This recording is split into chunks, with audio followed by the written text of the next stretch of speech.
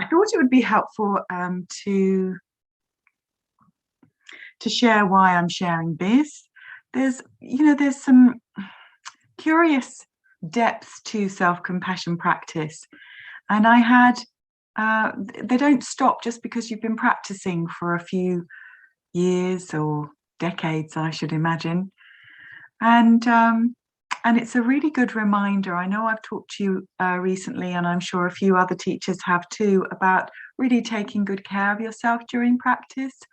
There may be certain practices that you find difficult or triggering, or just, they don't resonate. And you can choose. Everything is an invitation here. And I couldn't speak about it last week. I was still a bit delicate.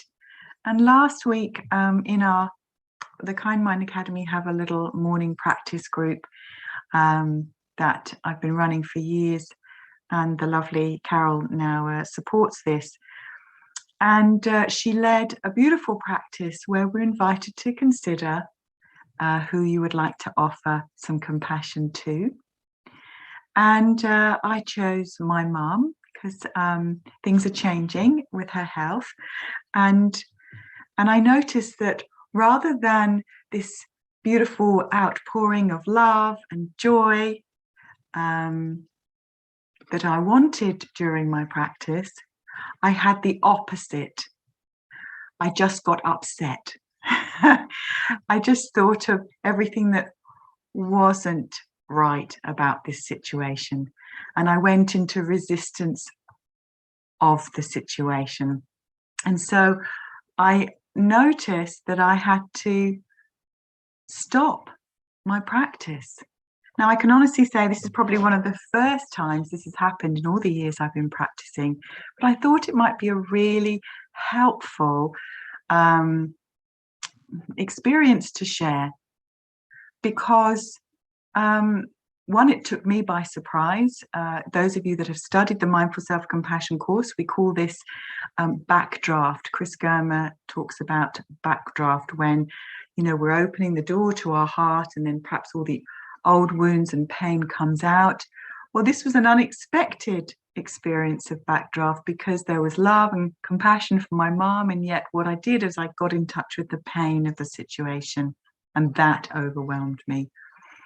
So I just would like to sort of underline, warmly highlight that, if this ever does happen during your practice, to be as gentle as you can with yourself, to not make yourself wrong, and to just consider, well, what do I really need? Back to that core question of mindful self-compassion. What do I need right now? And I had to tend to, I was just disappointed I couldn't complete my practice. So I had a failure voice just pop in. Oh dear, I can't even manage it. What's happening here? And then, of course, the flurry of different emotions surrounding my mum's well-being. And so I literally just stood up and walked away from my usual practice space, and I chose to tend to myself by doing other things, just for a little while. And I allowed things to cool down. And it took about 2 or 3 days before I felt comfortable to really close my eyes again and drop back into practice. So I just wanted to share that with you to really give you permission. Our practice will have these wonderful, exquisite moments, maybe of peace and joy, and sometimes you may experience the opposite. But it is still all beautiful practice. And it reminded me of my fully human status, and that life is tough sometimes. And even in the realm, this wonderful embrace that we have in our circle, even then, sometimes those really painful edges can arise, and we begin again. So I hope that's useful. It was definitely a very big learning curve for me, and I'm still sort of coming to grips with it. But what was really beautiful is there was no chastising, there was no critical voice saying, pull yourself together, Kathryn. It was, this is really painful right now. There's big changes ahead, and I'm frightened and sad and overwhelmed. That's really what showed up. So this is our invitation to really allow. I was listening to a wonderful podcast with Michael Singer, who wrote Untethered Soul, and he's talking about really inviting and being with those emotions so that they don't get locked in our body. And the therapeutic work I've done for years, the same message. So today I thought I would share perhaps a gentle antidote, certainly for the thinking mind, from James Baraz on awakening joy. And but first of all, let's just drop in and allow ourselves to settle. Thank you for listening, and thank you for your lovely comments. Yes, our common humanity, David. Remembering that actually I'm not alone in this. And Kathryn, really holding you, my friend. Sending much love when the heart is grieving. Thank you, Stephen. Absolutely, Matt. Compassionate closing. So working out or being curious as to what compassionate closing means to you. And always giving yourself that option. Thich Nhat Hanh always says that when it comes to suffering, when asked how much should we handle, he always says, not much. We don't need to suffer. And if it's a struggle, it's not self-compassion. So let's close our eyes and do what I believe is one of the biggest gifts in our practice. And that's simply being in this moment. And sometimes our moment can be really challenging. And so we need to hold steady in the storm as best we can. And as the lovely Steve Hickman reminds us to do, he asks the question, where are my feet? So we're going to anchor ourselves with both the feet and the breath. So if your body is comfortable,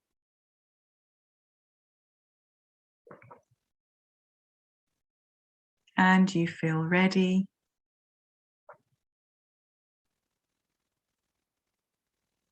you may like to have a deep cleansing breath in.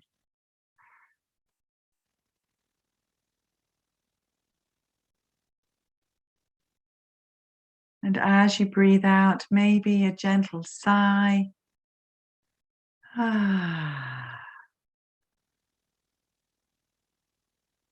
So feeling the energizing, cleansing nature of the in-breath.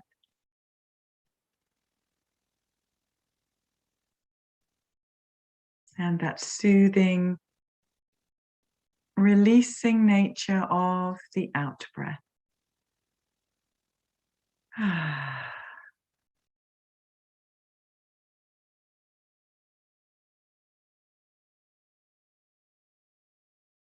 Letting the breath bring you to this moment.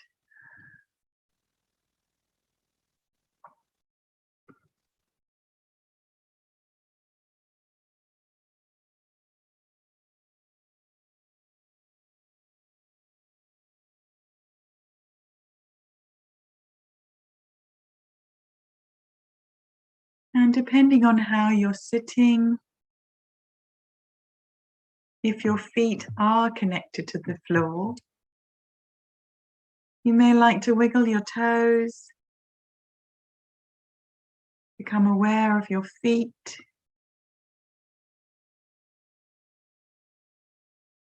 Where are my feet? Being curious and maybe a little playful as we invite the joy in of this experience of feet on floor.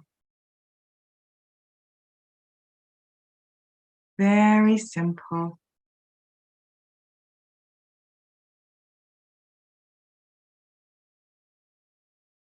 Feet on floor.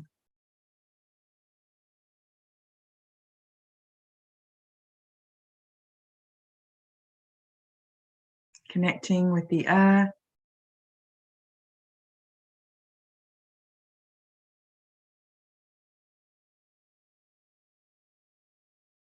Drawing your attention all the way down.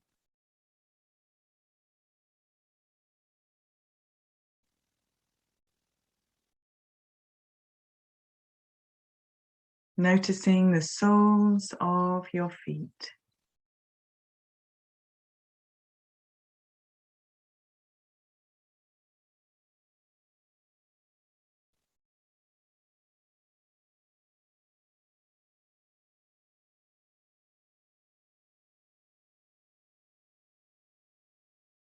Tenderly paying attention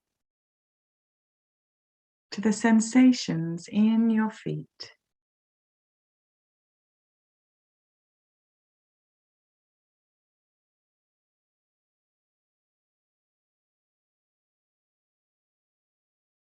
There may be some pleasant experiences, maybe tingling or warmth or softness,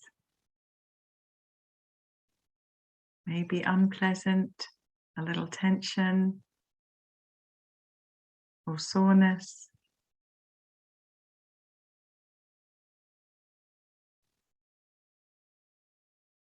Maybe neutral.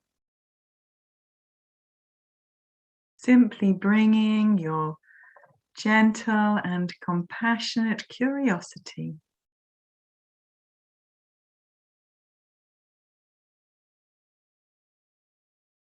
to your feet. This effortless anchor.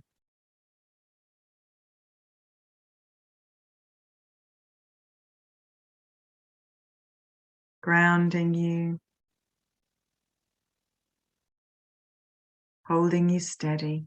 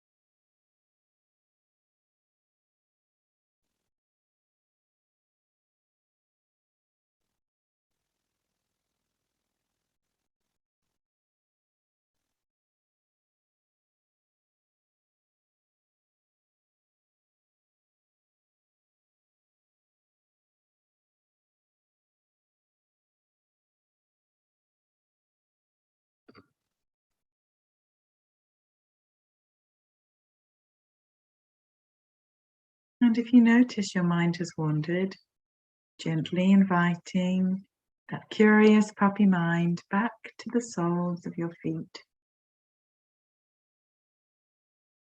Where are my feet? Your mind may ask. Here they are.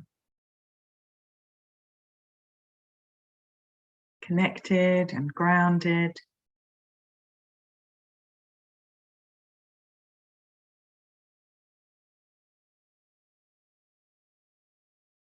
Simply resting.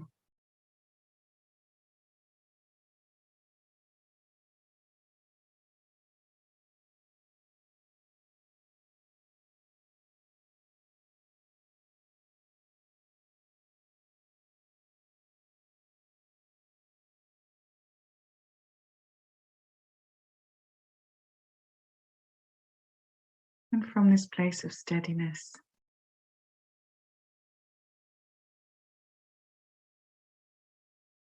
We can allow all thoughts and feelings to come and go without disturbing our inner world.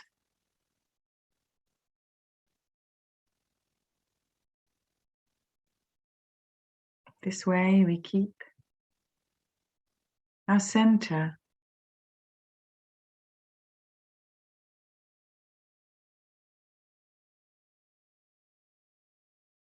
just noticing.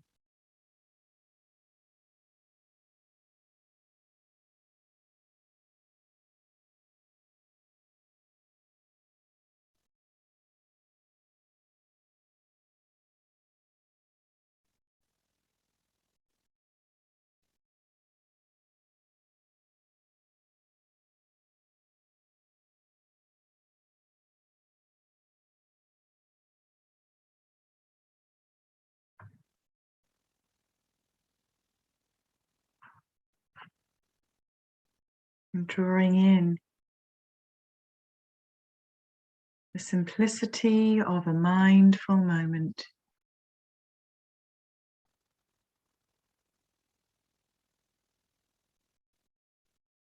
Becoming aware, being curious, resting in a place of allowance, maybe even acceptance of what is, without judgment.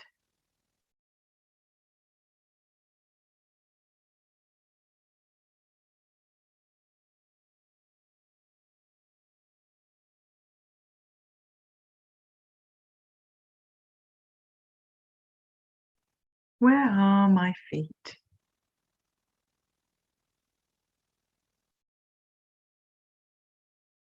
There's nothing to do and nothing to fix or change, simply resting in the awareness. Hello, marvelous feet.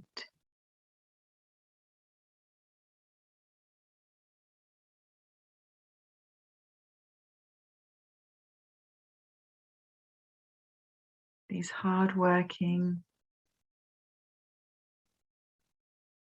generous vehicles of our bodies, keeping us balanced and steady and helping us move forward.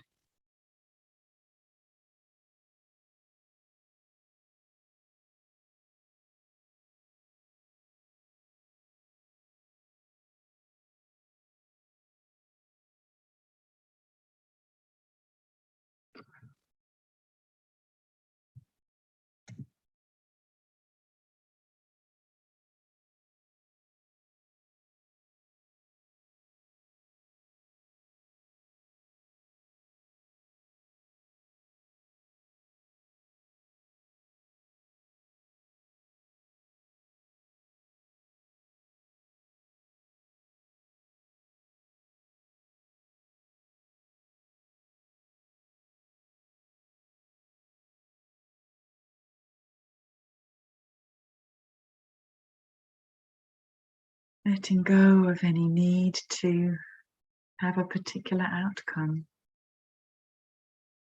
Simply resting here. The awareness and maybe with gratitude for the soles of your feet.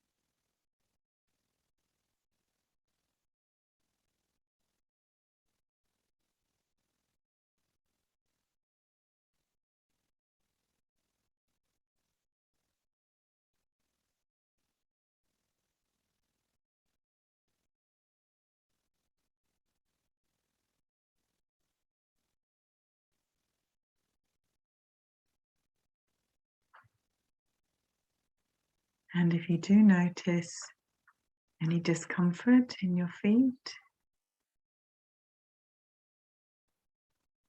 maybe you stubbed your toe, maybe been overworking in the garden, then wrapping your beautiful feet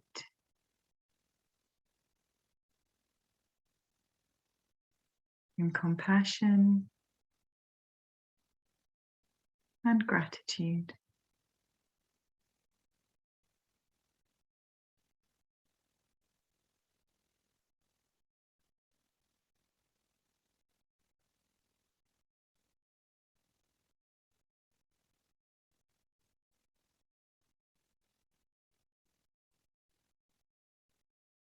Soothing them however feels best for you.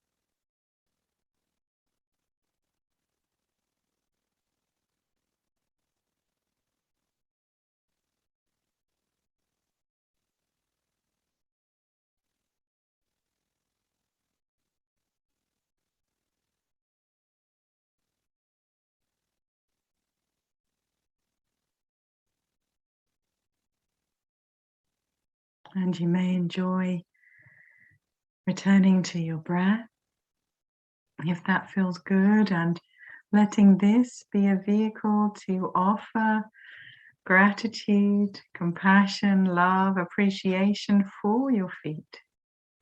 As you breathe in, filling yourself up with this joy. And as you breathe out, sending that love and appreciation all the way to the soles of your feet.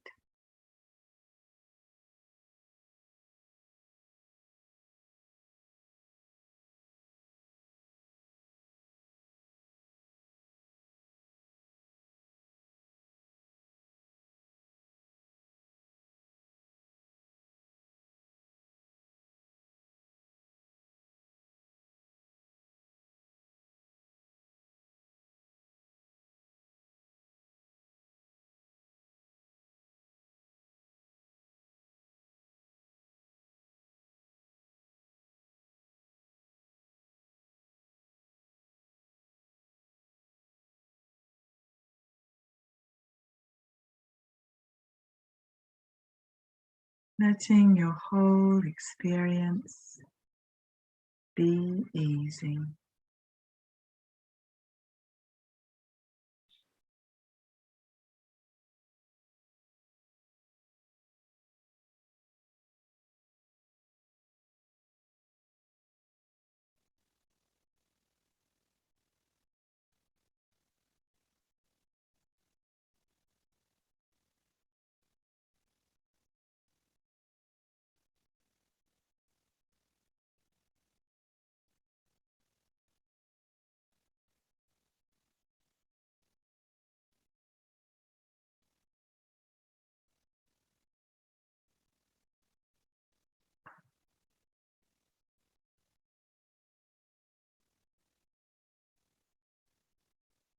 And letting these words by James and Shoshana pour through your awareness, letting them come and go, touching in on your heart if that feels helpful.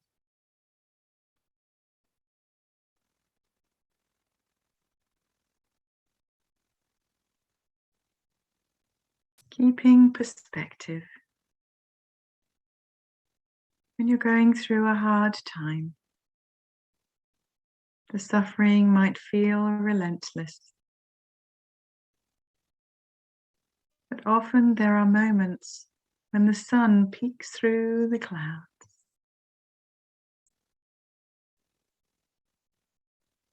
Keep in mind that everything is impermanent, including negative states of mind. And notice any moments of well-being that arise. A smile you see when you see children playing. Pleasure at tasting a favorite food. The warmth of sharing a hug with a friend. Or the satisfaction in reading a good book. Don't miss these moments. You might also try gratitude practice to remind yourself of any blessings in your life. Whenever positive feelings arise in your body and in your mind, pause to notice and take them in. So let us pause one last time together. Savor.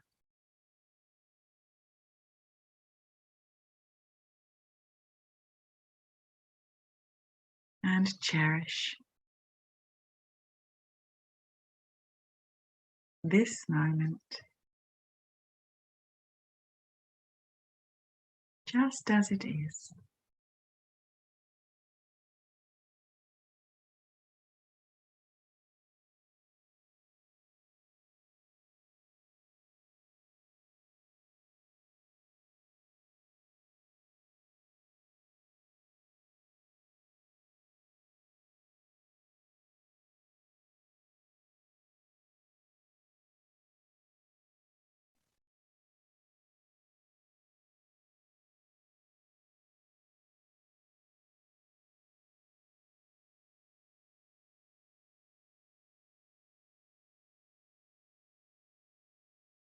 Savoring the sensations in the body,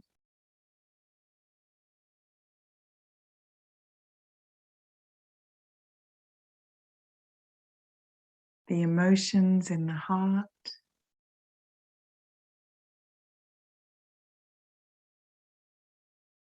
and the thoughts in the mind.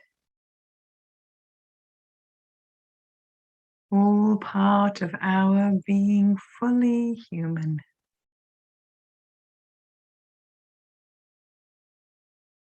And although sometimes difficult, what a blessing.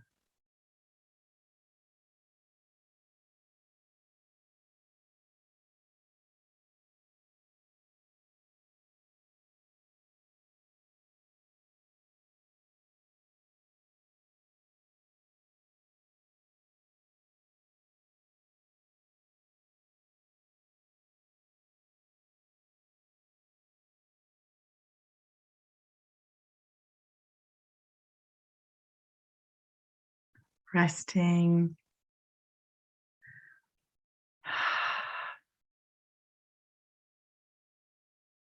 in this.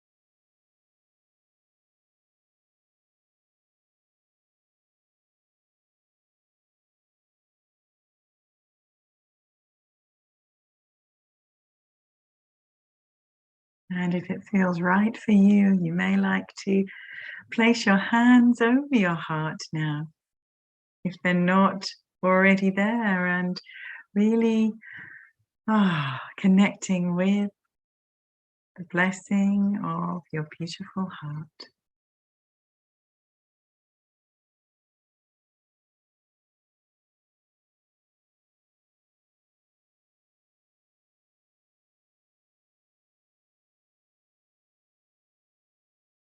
The depths of its compassion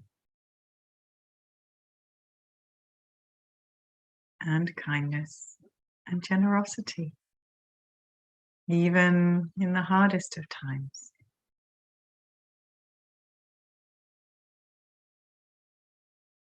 Letting this grateful heart open as wide as the world and allow this love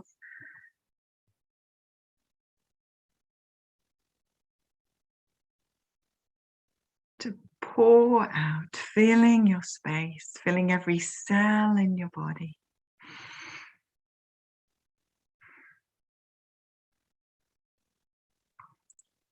Breathing in this gratitude, this joy, this love.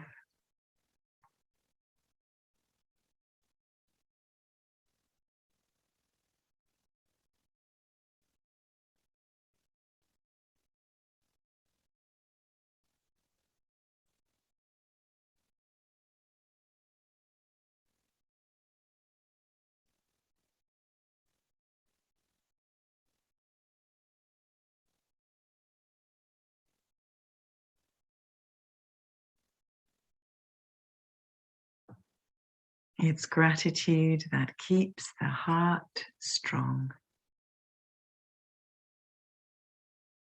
that melts the fear,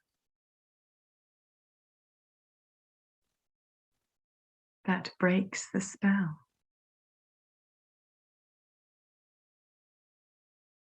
That leads you to the gold.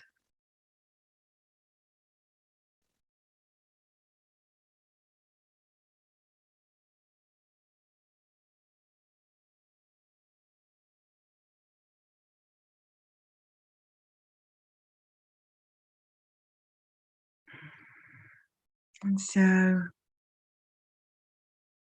as we gently bring our practice to a close, notice what's here for you right now.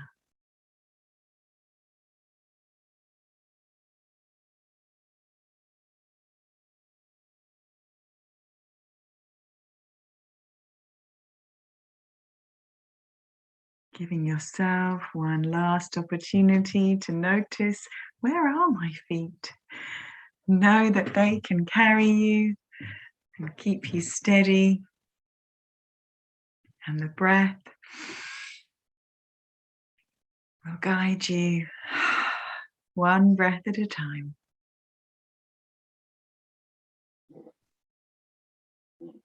And in your own time and space, softly releasing your practice, allowing yourself to be just as you are, just for now.